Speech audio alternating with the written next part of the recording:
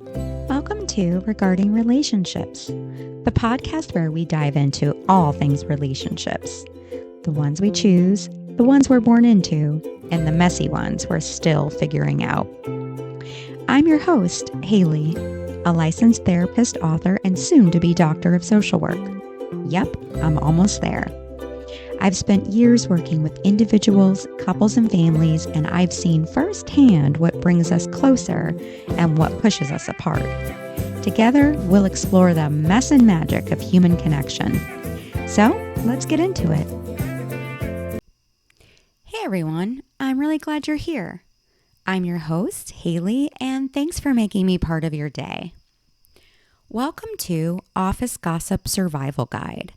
Today, we're exploring something that shows up in almost every workplace, whether we like it or not, and that's gossip. We're going to unpack what gossip really is, the different forms it takes, why we engage in it, and most importantly, how to navigate it with integrity and clarity, even when it's happening around you or about you. Let's dive in. So what is gossip, really?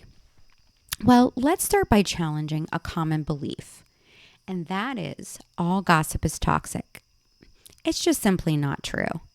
In fact, talking about others, especially people we work with, is a totally natural part of human interaction. Sometimes gossip looks like sharing harmless updates, like a promotion.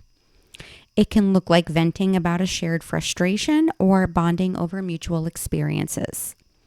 This kind of talk often serves a purpose. It builds connection. It helps people feel in the know, aligned, and emotionally supported. So the goal today is not to eliminate gossip. It's to understand when it's helpful, when it turns harmful, and how to stay grounded no matter what. So why do people gossip? Well, people gossip for many reasons. And again, these reasons are not always malicious. Here are a few common motivations. Bonding. Sharing thoughts about others can strengthen trust and intimacy in groups. Status. Knowing and sharing information can make someone feel powerful or in the loop. Insecurity. Some people put others down to temporarily feel better about themselves. Stress relief. Venting can feel like a release in a high-pressure environment. Uncertainty. When transparency is missing at work, gossip often fills the gaps. So, when gossip happens, it's often an attempt to connect, cope, or control. And understanding that helps us meet it with curiosity, not just judgment. So let's take a look at helpful versus harmful gossip so that we can tell the difference. Here's a simple way to check the tone of the conversation. Helpful gossip builds connection. It shares facts kindly. It has an empathetic tone. It may look like venting privately, and it encourages solutions. Harmful gossip creates division, spreads rumors, has more of a judgmental tone. It can look like publicly humiliating someone, and it fuels drama. So what types of people gossip?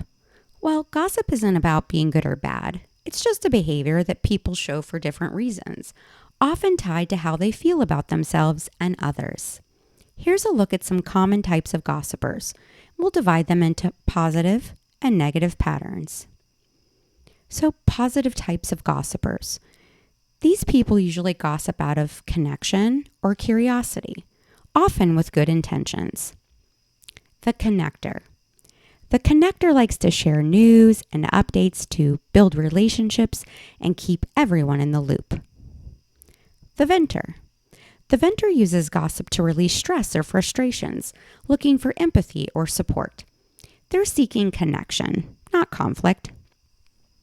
The curious storyteller.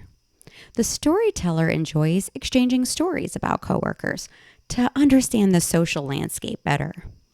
Their goal is often harmless. It's just curiosity and bonding.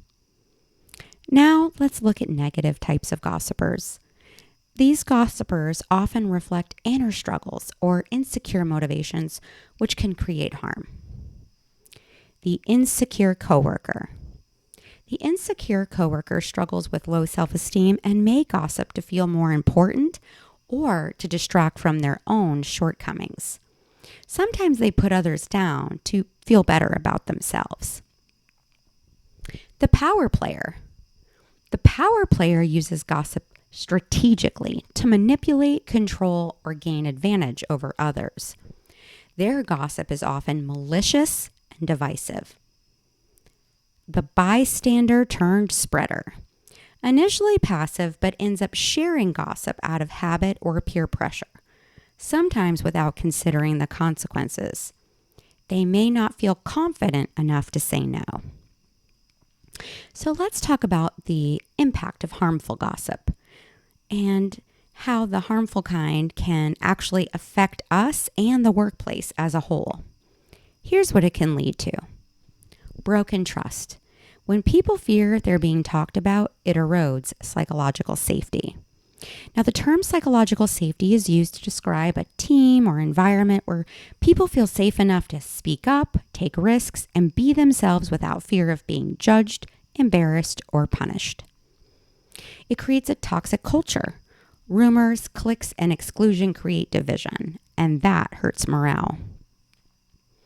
It reduces productivity. Energy that could go toward meaningful work gets spent on drama. It can lead to stress and anxiety. Being at the center of gossip can feel isolating and emotionally draining. And lastly, turnover. People don't always just leave companies. They leave toxic environments. So while gossip might feel harmless in the moment, it can carry a ripple effect that impacts everyone, even those not directly involved. So how can we handle gossip with integrity? You can't control what other people say, but you can control how you respond. Here are a few ways to navigate gossip while staying grounded in your values. You can pause before you participate. Before adding to a conversation, pause and ask yourself, would I say this if the person were in the room? We can redirect with curiosity. If gossip starts, we can gently shift the focus. We can set boundaries. It's okay to opt out of a toxic loop. We can say something like, I'm not trying to get caught up in office rumors. Let's talk about something else. We can offer empathy without fueling drama. Supporting someone who's venting doesn't mean feeding the fire. And we can speak up when it's harmful. If gossip is targeting someone unfairly, we can consider saying, I don't think it's fair to talk about them like this when they're not here to respond. You can be kind and clear, honest, and respectful. So what do you do if the gossip is about you? Well, let's be real. Being the subject of gossip can sting. It can feel embarrassing, confusing, even violating. Here's how to navigate it. You can resist the urge to retaliate. Fighting gossip with more gossip only adds fuel to the fire. So we can pause, breathe, and seek clarity, not confrontation. If it feels safe, we can go directly to the source and ask for a calm conversation. Maybe saying something like, I heard something that concerned me. Can we clear the air? We can also confide in someone we trust. You don't have to go through it alone. You can talk to someone who can help you process, ideally someone who won't fan the flames. You can let your integrity speak louder. Over time, consistent, grounded behavior speaks for itself. You don't have to chase every rumor. You just have to stay rooted in who you are. And lastly, you can talk to human resources when needed. If gossip becomes bullying, harassing, or threatening, it's time to maybe escalate the matter to HR. You deserve a work environment where you feel respected, not scrutinized. I now invite you to slow down and reflect with honesty and intention. If it feels right, take a moment today to journal or think about these questions. 1, what role have I played in gossip as a speaker, listener, or target? 2, what emotions or needs might have been driving that behavior? 3, What would it look like to communicate more openly or directly? 4, how can I create a more respectful culture, even in small moments? No shame, no judgment, just curiosity. Every conversation is a chance to choose courage over comfort.